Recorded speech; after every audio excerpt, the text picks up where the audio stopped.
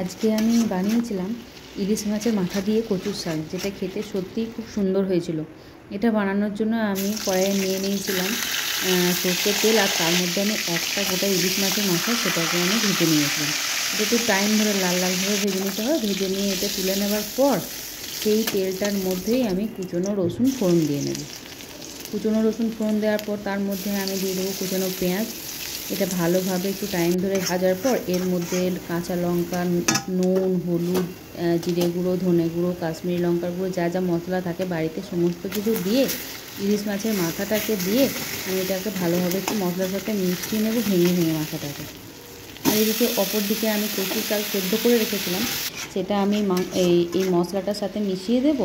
আর এটাকে আমি জল ছাড়াই রান্না করব। এটাতে আর জলের কোনো ব্যবহার করা যাবে না। লো ফ্লেম ধরে অনেকক্ষণ ধরে রান্না করার পর একটু চিনি আর একটু গরম মশলা দিয়ে নামিয়ে নিলে এটা দারুণ খেতে হয়। এটা এতটাই টেস্ট হয় যে এটা গরম ভাতের সঙ্গে এটা খেলে আর অন্য কিছু লাগবেই না।